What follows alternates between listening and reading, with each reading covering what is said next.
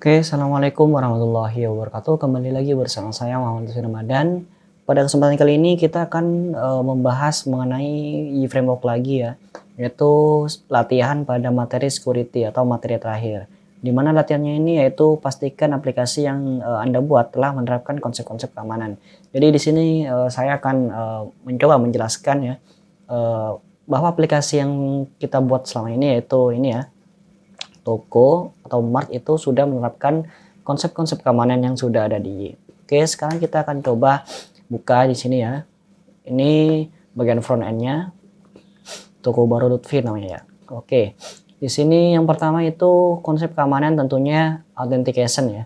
Nah, untuk loginnya sendiri di sini untuk username, lalu di sini untuk password ini sudah di hashing atau di sign up ini ya. Nah, jadi pada saat kita mendaftar, nah itu passwordnya ini tidak akan disimpan dalam bentuk teks murni yang kita inputkan, jadi akan dilakukan hashing terlebih dahulu.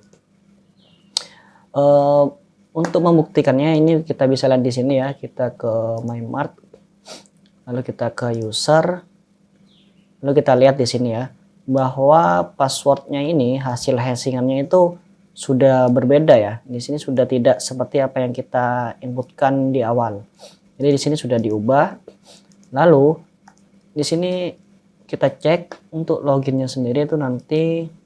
Nah, di sini sudah dilakukan validasinya ya. Jadi pada saat kita login, nah itu password yang dalam bentuk hashing itu yang seperti ini itu akan ditranslasikan lagi dalam bentuk teks seperti awal. Jadi kita tidak perlu memasukkan ini ya password hashingnya, kita cukup memasukkan password yang kita daftarkan di awal itu. Jadi admin pun ini tidak akan tahu password yang kita daftarkan itu apa karena sudah di hashing. Lalu di sini juga ada ini ya access control atau access list ya. Access control di sini ada di bagian set controller di behaviors ini ya. Nah, untuk access control ini di sini ada ini ya, action sign up, dimana diperbolehkan ya true, allow-nya itu true, lalu di sini rules-nya tanda tanya. Nah, tanda tanya ini adalah rules spesial untuk semua user yang belum login. Nah, sementara di sini juga ada logout, action logout, dimana di sini rules-nya ini untuk ini add ya, tanda add. Nah, tanda add ini merupakan rule spesial untuk user yang sudah login. Coba kita ini coba kita ubah ke false. Kita ubah ke false. Oke. Lalu kita coba ya. Nah, jadi ketika kita akan ini untuk user yang yang belum login ya, ini kan belum login. Nah, ketika kita masuk ke sign up itu akan diarahkan ke login. Karena ini sudah false. Karena kan saya ini sekarang sebagai user yang belum login. Nah, ketika kita sign up maka akan diarahkan ke halaman login. Oke. Lalu kita kembalikan lagi ya. Lalu kita coba untuk login. Nah, ketika kita login, kita akan login dulu ya menggunakan .v. Nah, oke, you are the session. Oke. Kita ini masuk ke set sign up, kita ke home aja. Nah, di sini kita sudah login. Nah, ketika kita sudah login, di sini kan role untuk user yang sudah login akan ada action logout true. Nah, jadi kita akan menemukan ini action logout. Oke, coba kita logout.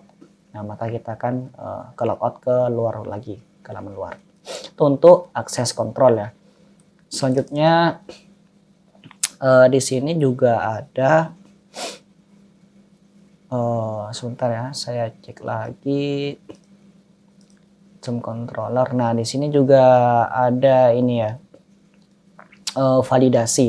Nah, untuk validasi ini contohnya di action create pada item controller ya, yang di aplikasi backend ini. Nah, ini akan divalidasi terlebih dahulu. Jadi inputan dari user itu akan dilakukan validasi terlebih dahulu. Nah, validasi ini mengacu pada ini ya. Nah, di sini ada S model lah, atau variable model, di mana variable model ini merupakan instansiasi dari model item. Coba kita cek di model, kita masuk ke item. Nah di sini ada ini ya, ada rules, di mana rulesnya itu seperti ini. Jadi kita pada saat menginputkan itu harus sesuai dengan rules yang ini.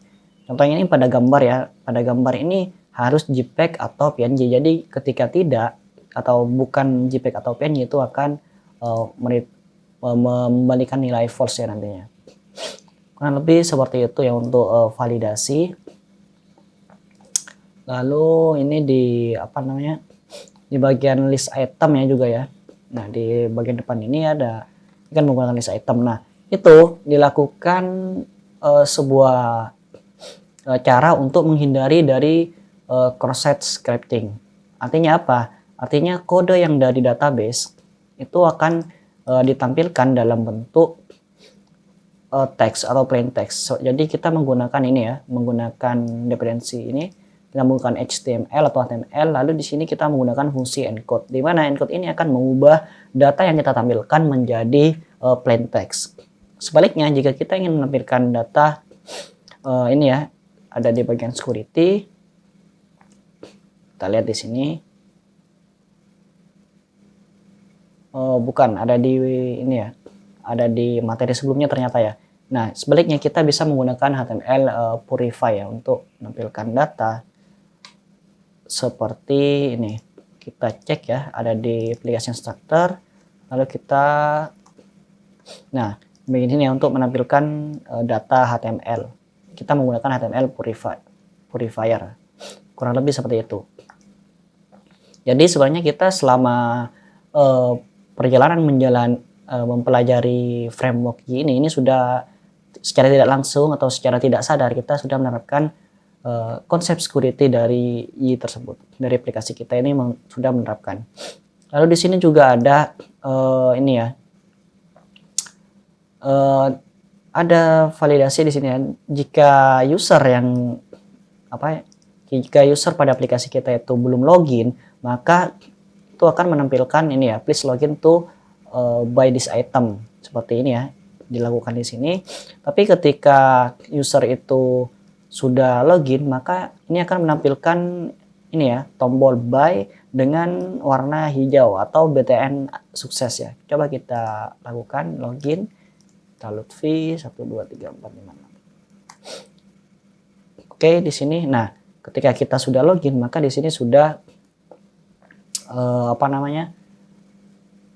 muncul tombol buy, artinya ini untuk membeli ya. Nah, ini hanya ada pada saat kita itu sudah login. Kurang lebih seperti itu. Oke, selanjutnya di sini ada ini ya. Ada untuk menghindari SQL injection. Nah, ini untuk menghindari SQL injection tentunya ya dilakukan seperti tadi, dilakukan encode. Jadi ketika data yang dimasukkan oleh user itu berpengaruh pada database kita atau SQL, itu akan berbahaya ya.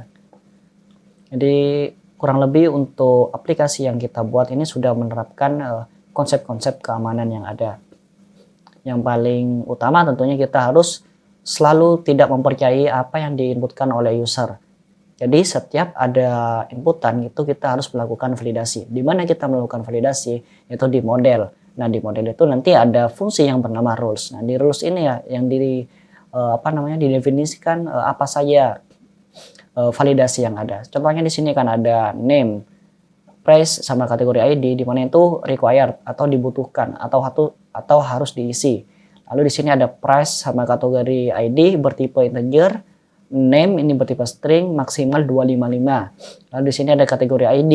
Nah, jika sudah ada maka ini yang ditampilkan itu kategori ID yang sudah itu ya. Kategori yang sudah ada di tabel kategori ID-nya. Jadi ketika kita menginputkan nomor yang tidak ada atau ID yang tidak ada di kategori ID, maka itu akan menghasilkan nilai yang false atau gagal ya. Lalu di sini juga ada validasi untuk gambar, di mana ini merupakan file inputan. Lalu di sini extensionnya itu JPEG atau PNG, kurang lebih seperti itu. Oke, mungkin untuk bagian security ini itu saja yang bisa saya sampaikan. Jadi bisa dikatakan aplikasi yang kita buat ini sudah menerapkan konsep-konsep keamanan pada IE. Kurang lebihnya mohon maaf. Wassalamualaikum warahmatullahi wabarakatuh.